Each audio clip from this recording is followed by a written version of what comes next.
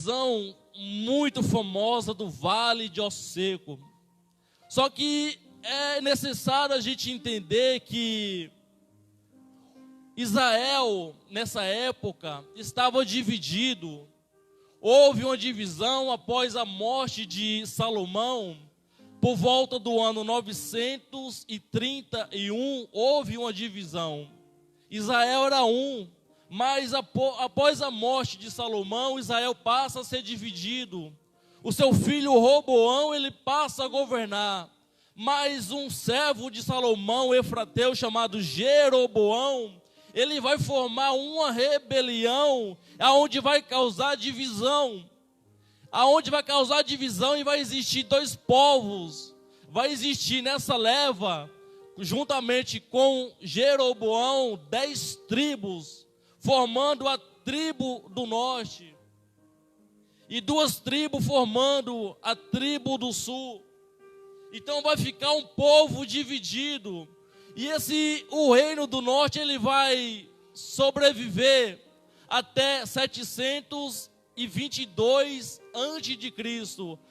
A Síria vai invadir o reino do norte, vai dizimar o reino do norte por causa do pecado. Por causa do pecado que ali entrou, Deus vai estabelecer um juízo e vai destruir, vai permitir que um povo inimigo, vai permitir que um povo estranho dizime o reino do norte, as 10 tribos. E o reino do sul vai sobreviver até 586 antes de Cristo. No livro de 2 Reis, capítulo 24, a partir do verso 8, a gente vai ver a invasão de Nabucodonosor, invadindo, cercando Jerusalém, aonde Jeoaquim, ele passa a governar com 18 anos de idade, mas ele começa a cometer aquilo que não agrada ao Senhor, aquilo que o reino do norte, as 10 tribos, estava praticando. Jeoaquim também vai passar a fazer aquilo que não agrada a Deus. Então Deus vai enviar Nabucodonosor para guerrear contra a tribo do sul, contra o reino do sul. Então, só que dessa vez, Deus não vai permitir que aquele povo seja destruído. Por quê? Porque ali há um projeto de Deus. E se Deus deixasse o povo babilônio destruir a tribo do sul e acabar o projeto de Deus, aquilo que levou milênios de anos para ser construído, tudo ia acabar ali. Mas Deus, ele leva Nabucodonosor para guerrear contra Jerusalém e levar o povo cativo. Levar o povo cativo, esse é o juízo de Deus, fazer com que o povo, através do cativeiro, o povo venha refletir, para que o povo venha refletir e se voltar ao caminho do Senhor. E no capítulo 8 de Ezequiel, Deus vai mostrar para Ezequiel o motivo pela qual aquele povo está sendo cativo. Um povo que passou por muito cativeiro, vários cativeiros, estava passando por mais um cativeiro. Deus vai mostrar para Ezequiel o pecado que estava acontecendo no templo. A corte real estava em pecado, o sacerdócio estava em pecado. Então Deus, ele vai mostrar para Ezequiel o pecado que ali estava, mostrar a causa daquele cativeiro. Deus mostra para Ezequiel.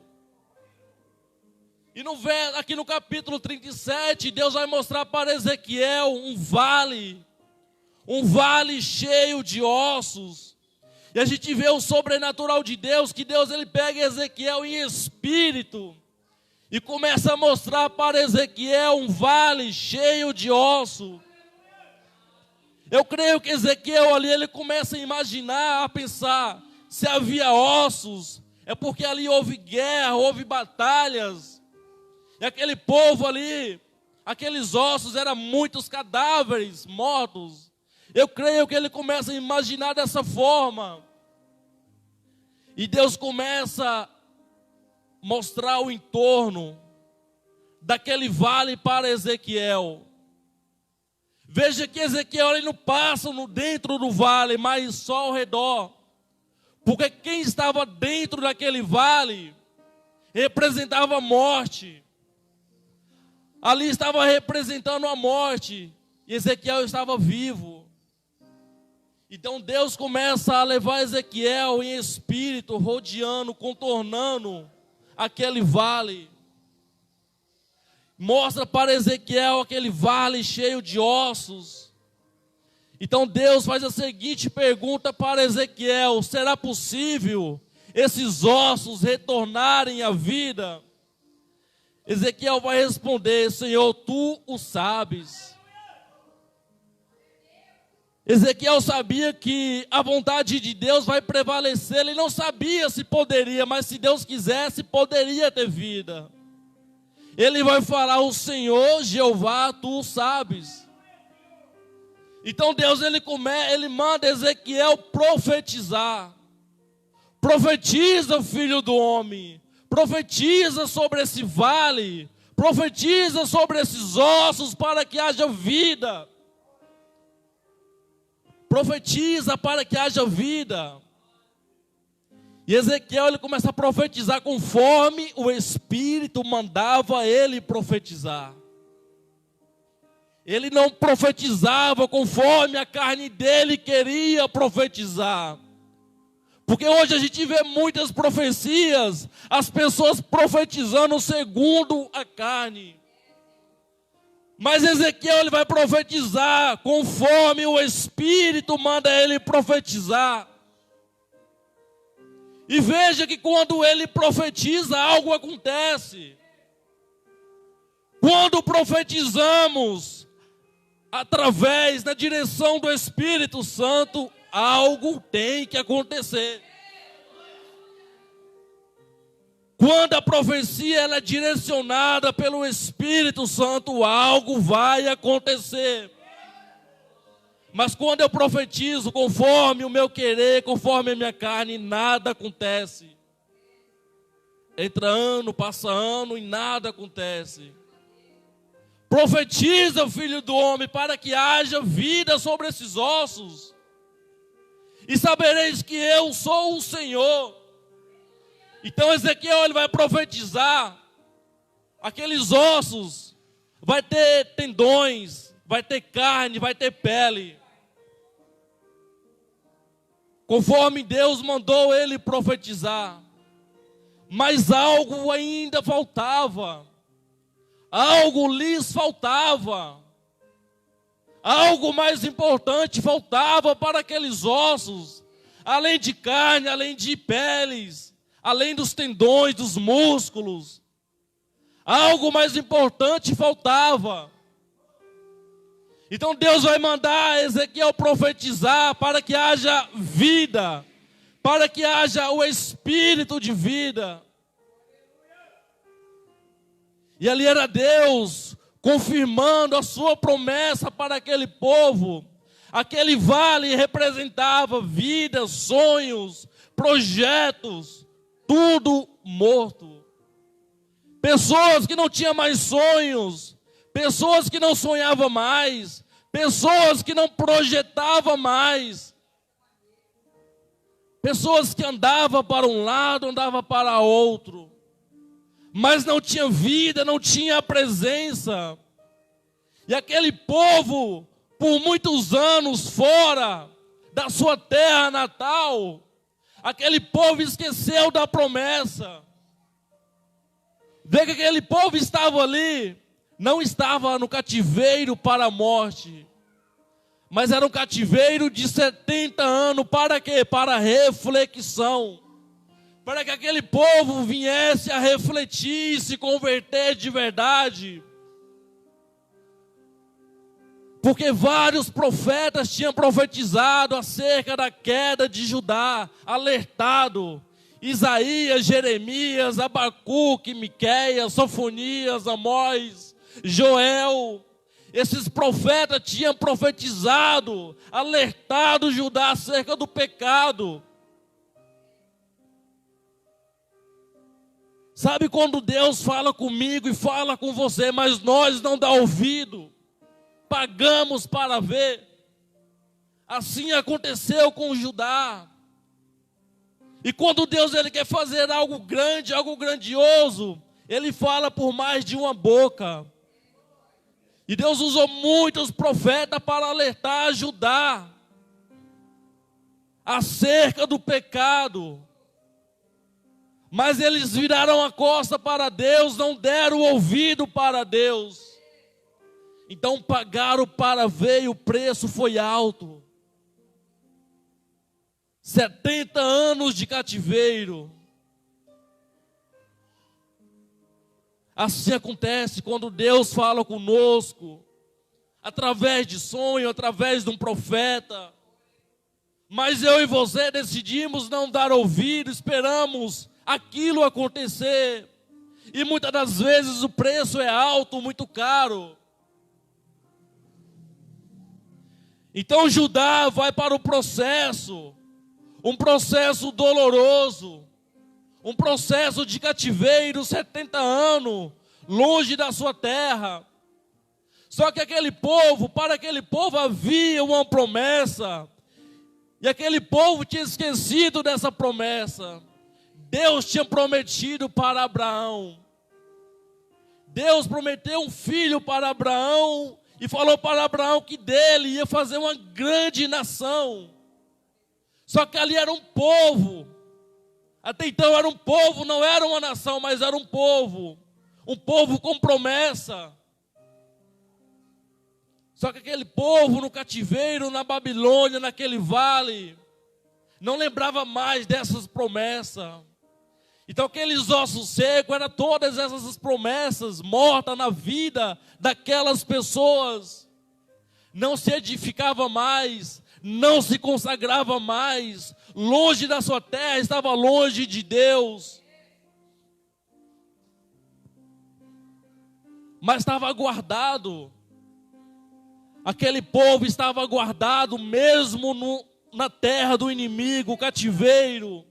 Estava sendo guardado pelo Senhor. Estava mais guardado do que na sua própria terra natal, sabe por quê? Porque lá estava no pecado de idolatria. Abandonou as leis de Deus.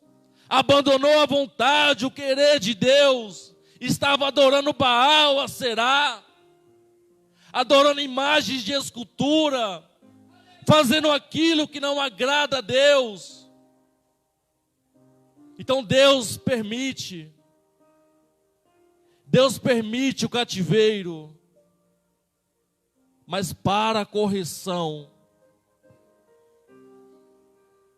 Deus permite o cativeiro, Deus permite muitas das vezes o inimigo nos afligir, sabe por quê? Porque damos brecha para o inimigo. E quando damos brecha para o inimigo, Deus permite o inimigo tocar. Ele permite até onde Ele quer, mas Ele permite o inimigo tocar. Por causa da brecha. E havia brecha em Judá. Havia pecado oculto, havia pecado escondido. Pecado de idolatria provoca os ciúmes em Deus. Então esse povo cativo, longe da sua terra, Deus mostra esse vale. E esse vale representa toda a casa de Israel, mas Ezequiel ali não estava entendendo que aqueles ossos significava toda a casa de Israel. E Ezequiel, quando ele pregava para aquele povo, era um povo morto, um povo que não dava mais ouvido à voz do Senhor. Ezequiel ele se sentia como se estivesse pregando para um monte de ossos, literalmente. Porque o povo não dava mais ouvido à voz do Senhor. O povo não tinha mais esperança, não tinha mais sonhos. Ezequiel se sentia dessa forma quando estava apregoando a mensagem de Deus para aquele povo. E Deus vai mostrar esse vale. Um vale com muitos ossos, sonhos perdidos, projetos perdidos, esperança, promessas que ali tinham se acabado para aquele povo. Mas Deus manda, profetiza. E conforme Ezequiel estava profetizando para aqueles ossos, algo estava acontecendo no mundo espiritual e no mundo físico. Aquele povo cativo estava sendo renovado. Com a presença, Deus estava dando vida. Deus estava dando vida àquele povo. Temos que profetizar no nosso ministério, temos que profetizar no nosso lar, temos que profetizar no nosso trabalho. É necessário profetizar. No verso 16, Deus vai dizer: tu, pois, ao filho do homem, toma um pedaço de madeira e escreve nele por Judá e pelos filhos de Israel, seus companheiros, e toma outro pedaço de madeira e escreve nele por José, vara de Efraim, e por toda a casa de Israel, seus companheiros. Sabe por quê? Porque Deus fez um povo. Deus escolheu um povo, não dois. Então esse povo estava dividido. Esse povo se dividiu por vontade, por querer próprio, não pela direção e pela vontade de Deus. E Deus, ele não fica operando aonde há divisão. E foi necessário a unificação novamente desse povo. Porque como estava dividido, cada um para si, olho por olho, dente por dente, estava fora do propósito, fora da direção de Deus. Deus estava unindo, dando vida. Deus estava unindo, estava dando vida. Assim como Deus estava dando vida àqueles ossos secos, Deus nessa noite, Ele vai dar vida nessa noite. Se os teus sonhos, os teus projetos estão se acabando, você não sonha mais, você não projeta mais, você perdeu a esperança. Porque o que está acontecendo? A fé de muito, o amor de muito está se esfriando. As pessoas estão morrendo espiritualmente. Assim como aquele povo cativo estava morto espiritualmente, morto na fé.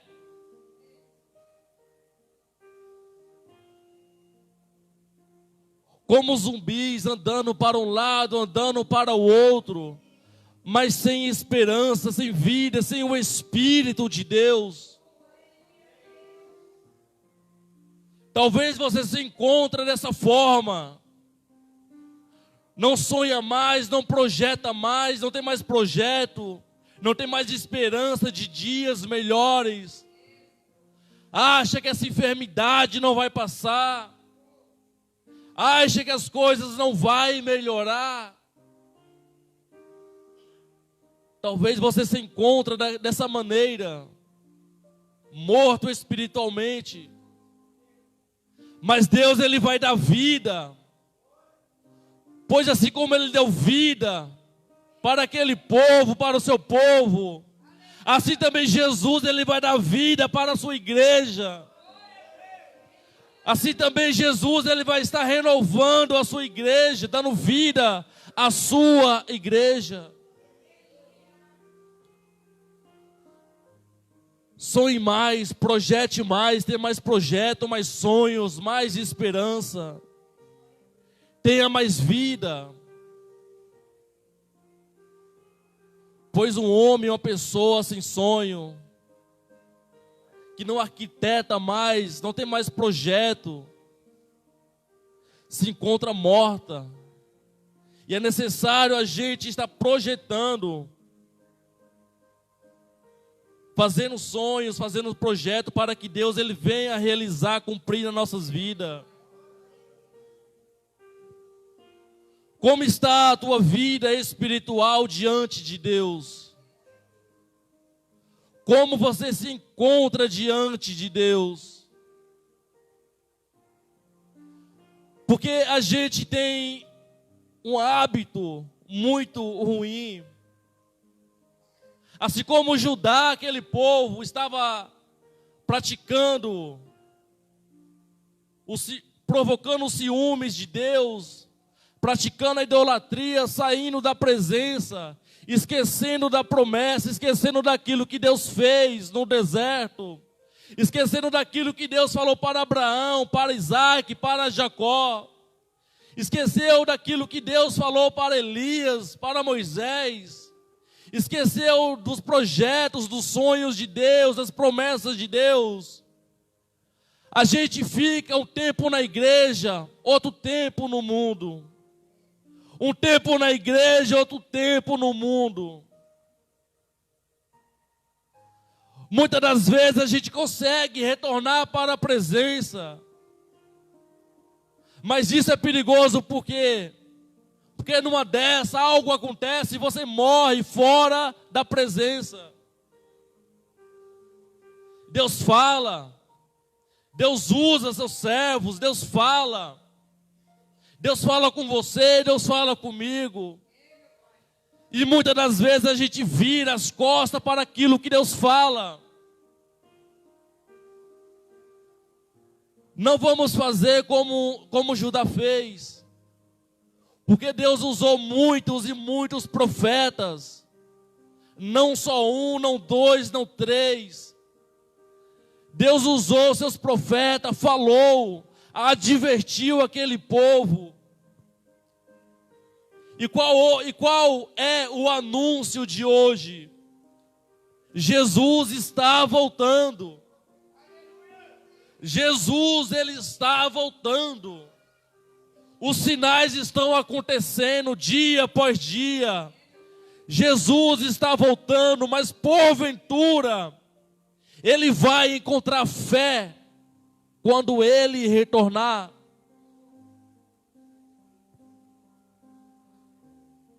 As pessoas, elas geram um certo temor em um certo tempo, fica na presença, mas amanhã algo começa a acontecer e sai da presença, se afasta, fugindo dos problemas, achando que sair da presença, os problemas vai fugir da vida dela, não vai. Saindo da presença, os problemas vai se multiplicar. Acontece um acidente, uma enfermidade, morre fora da presença. É necessário suportar o processo. O processo ele é doloroso. O processo ele é dolorido. Mas é necessário suportar o processo. Deus ele não tem negócio com covarde. Deus não tem negócio com covarde. No mundo somos valentes, somos um leão. Aí quando a gente vem para a presença, vira um gato covarde. Deus não tem negócio com covarde. Sabe por quê? Porque o reino de Deus ele é tomado à força. E se eu e você não tiver disposto a tomar esse reino à força, não iremos entrar nesse reino. É necessário ser valente. É necessário ser valente. Suportar o processo. O melhor lugar para eu e você estar é dentro do propósito de Deus. É o lugar mais seguro do mundo para entrar dentro do propósito. Porque veja que Judá, mesmo estando em pecado, Deus tem promessa. Deus tem promessa com aquele povo. Deus tem negócio com aquele povo. Mesmo praticando aquilo que não agradava a Deus, Deus ele não podia destruir aquele povo, porque ele não volta atrás da sua palavra. E ali havia uma promessa. Milênios. Desde o dilúvio, desde de Adão, havia promessa. E Deus ele não ia destruir aquele povo por capricho dele, voltando atrás da sua palavra. Então Judá está dentro de um processo doloroso.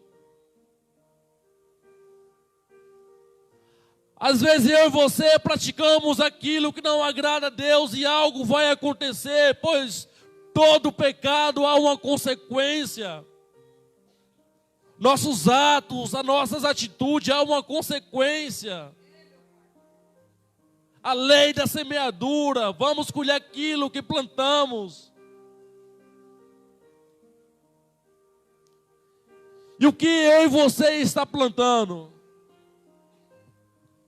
O que temos plantado para colhermos? O que temos plantado? E veja que Deus ele permite o cativeiro, entrega o seu povo na mão do inimigo, mas mesmo assim Nabucodonosor ele é chamado de servo do Senhor, mesmo ainda não estando no caminho do Senhor, mas é chamado de servo do Senhor. Olha o plano de Deus, como tudo é feito, arquitetado, projetado. Nada sai do controle de Deus. Nada vai fugir do controle de Deus, pois Ele está no controle de toda a situação. Aí Daniel ele vai ficar no palácio junto com seus 3 amigos. Ezequiel vai profetizar no vale.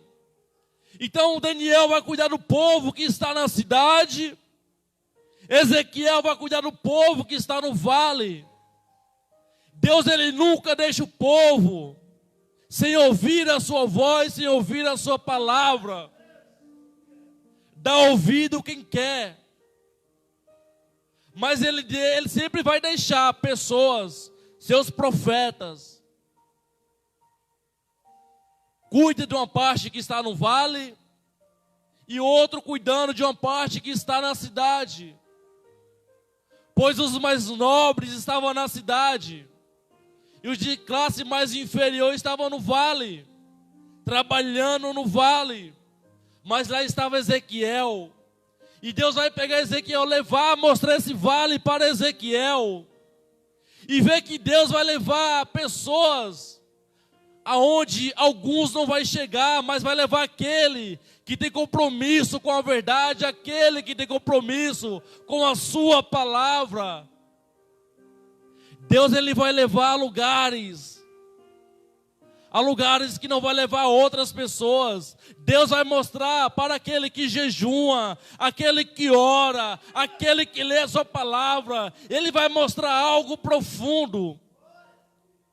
Aquilo que ele não vai mostrar para quem não jejua, aquilo para aquele que não ora, aquele que não tem compromisso com a palavra, aquele que não tem compromisso com o reino, não vai ver aquilo que aquela pessoa que jejua e que ora vai ver. Não vai chegar aonde aquela pessoa que jejua, que se consagra e ora vai chegar. Mas muitos querem estar lá, mas não pagam o preço, não se sacrifica. Mas também não vai ver, mas também não vai chegar.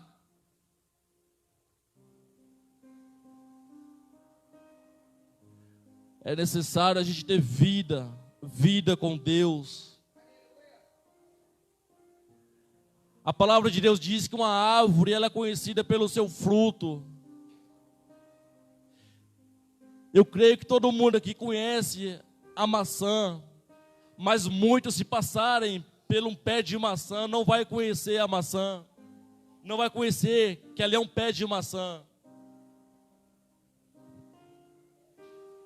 Eu já vi um pé de maçã, mas eu creio que nem todo mundo que aqui está, se passar por um pé de maçã, se não houver o fruto, não vai conhecer. Mas se ela passar e ver o fruto, ela vai conhecer. Assim é eu e você, somos conhecidos pelos nossos frutos. Na nossa testa não está escrito nada, mas os nossos frutos vai mostrar quem somos. Os nossos frutos vai mostrar quem nós somos. Então somos conhecidos pelos nossos frutos. Meus irmãos, se coloquem de pé nessa noite. Não vou me alongar aqui mais.